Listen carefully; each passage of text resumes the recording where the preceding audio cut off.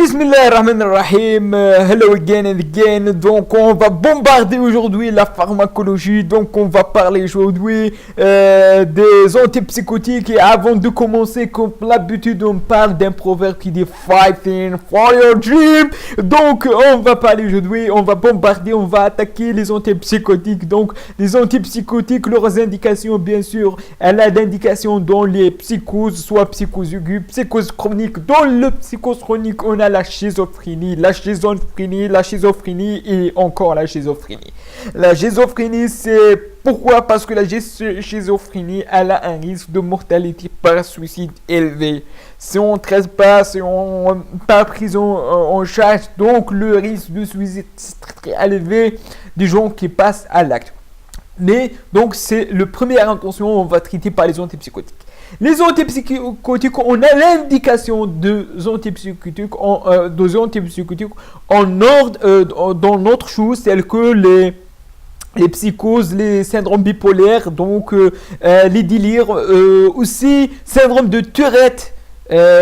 Ou la tic de Tourette, donc cette syndrome de Tourette, dans la maladie de Huntington, on a l'indication de certains antipsychotiques, donc aussi dans certains types qui résistent au traitement tels que les TOC, c'est-à-dire troubles obsessionnels compulsifs, aussi dans certaines démences. Donc, mais bien sûr, ne sont pas dans première intention. Parfois, on utilise comme anti-vomitique, anti-émitique, donc certains qu'on va parler. Donc, les psychoses sont des infections mentales graves. C'est quelque chose de grave, bien sûr, caractérisé par une atteinte générale de la personnalité. Donc, il y a une personnalité atteinte. Donc, il souffre, ces patients. Donc, et pour vous compreniez les effets, les signes cliniques, donc, on a l'implication qu'on a une augmentation, une hyperactivité dopaminergique. Donc, on a une hyperactivité dopaminergique. Pour compreniez quels sont les effets de la dopamine? Donc, la dopamine exerce plusieurs effets. Par exemple, elle contrôle la motricité au niveau du striatum, qui a l'implication de la maladie de Parkinson.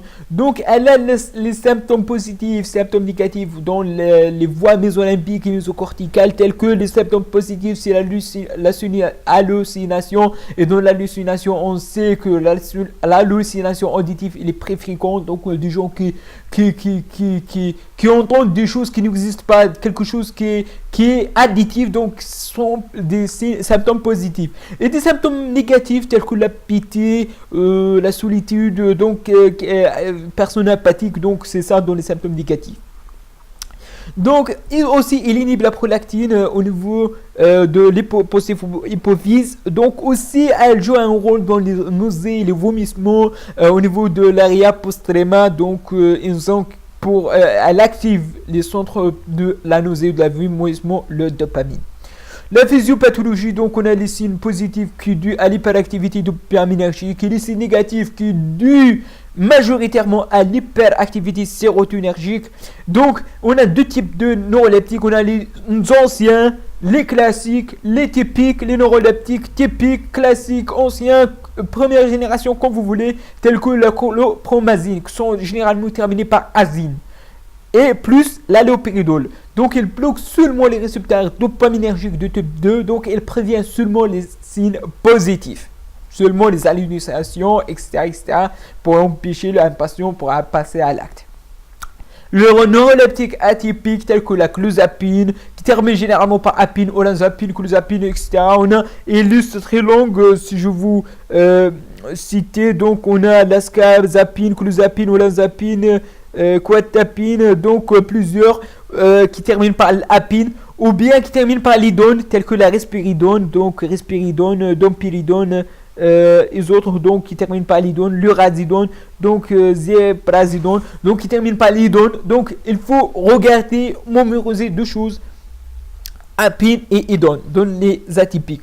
Plus l'aripiprazole sont pas des antifongiques et pas des inhibiteurs de pompe à proton, donc ce sont des antipsychotiques tels que l'aripiprazole. Donc c'est un médicament qu'il faut comprendre.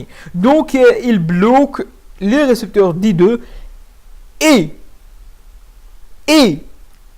et les récepteurs sérotoninergiques. Et lorsqu'on dit et, donc il traite les symptômes positifs et les symptômes négatifs. Donc, les neuroleptiques atypiques sont plus, c'est pas plus efficaces, mais ils traitent les deux, donc les deux voies, les symptômes positifs et les symptômes négatifs, parce qu'ils bloquent les récepteurs D2 et sérotonine 2.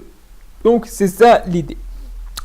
Donc, les effets indésirables, donc, comme tout médicament, lorsqu'on bloque quelque chose qui est normalement pas être bloqué, donc on a des effets. Donc les effets, lorsqu'on bloque les récepteurs de dopamine au niveau de striatum, on a un pseudo-parkinsonien. On dit la mythe qui existe, donc lorsqu'on traite une, on tombe de l'autre. C'est-à-dire lorsqu'on traite les syndromes psychotiques, on tombe dans la maladie de Parkinson. Lorsqu'on bloque le dopamine, donc on a une déficit en dopamine au niveau du striatum, on est donc un syndrome pseudo-parkinsonien, les troubles donc akinésie, etc., les syndromes pseudo-parkinsoniens qui est caractéristique. On a l'allongement du QT, de QT, c'est donc il prolonge le QT. Aussi, elle va augmenter l'appétit. Et lorsqu'on augmente l'appétit, on mange trop, et lorsqu'on mange trop, on prise de poids. La galactorie et la gynécomastie, on peut l'expliquer parce qu'on bloque les récepteurs dopaminergiques qui inhibent la prolactine. Lorsqu'on inhibe l'inhibiteur, on est dans l'activateur. Le moins égale plus. Donc, lorsqu'on inhibe l'inhibiteur de prolactine, on a une hyperprolactinémie qui donne la galactorie et la gynécomastie. Les effets atropiniques parce qu'ils bloquent les récepteurs muscariniques. Donc, effet anticholinergique. Un syndrome malin caractérisé par tous les antipsychotiques qui est caractérisé par une rigidité, etc. Ce sont un syndrome malin qui est dû à la prise d'antipsychotiques qui est un syndrome très très grave ici. Donc on a deux médicaments qui causent des troubles ophtalmologiques tels que la chlorpromazine, coronadéposite ou thioridazine pour la rétine. Donc, sont la chlorpromazine, thiazidine qui donnent des troubles ophtalmiques. Et notion très importante pour les atypiques, donc les neuroleptiques atypiques, on a la clozapine. Cet médicament, cette fameuse, c'est la première antipsychotique décrite atypique. C'est la première. Et parce qu'elle est la première, donc c'est la seule qui peut causer la granulocytose. Cette agranulocytose, c'est quelque chose de grave. La clozapine donc va causer la granulocytose, la neutropénie, la préneutropénie, agranulocytose, donc un moelle vide. Et cette agranulocytose peut favoriser plusieurs infectieux. Un risque infectieux très important qui est petit.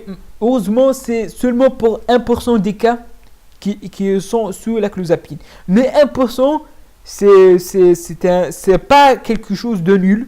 Donc 1% sont traités, il peut donner la granulocytose. Donc il a une recommandation stricte. Il faut monitor closely, c'est-à-dire la surveillance en proche. La monitor closely, donc il faut surveiller la clozapine. Donc certains protocoles ils disent qu'il faut faire la FNS, c'est-à-dire la formule sanguine chaque semaine pendant les 6 mois, et après 2 fois par semaine pendant les 6 derniers mois, et après une année on fait la formule chaque mois, parce que le risque il est diminué après une année. Mais il faut toujours se méfier. Ce médicament, la clozapine, est indiqué dans les cas réfractaires, dans les cas qui résistent. Donc on a dans le dernier recours ou dans certains psychoses de la maladie de Parkinson. Donc olanzapine et clozapine, obésité. Donc il peut causer l'obésité. La risperidone, donc elle va bloquer les récepteurs dopaminergiques qui ont inhibé la prolactine. Donc on a une hyperprolactinémie qui caractérise l'aménorrhée, la galactorie, la gynécomastie. Donc, mais la risperidone reste encore parmi les médicaments les plus utilisés dans cette classe. Donc, on est terminé, on est arrivé au bout. N'hésitez pas de cliquer sur j'aime, abonner sur ma chaîne, aider, aimer, partager et à la prochaine, Inch'Allah.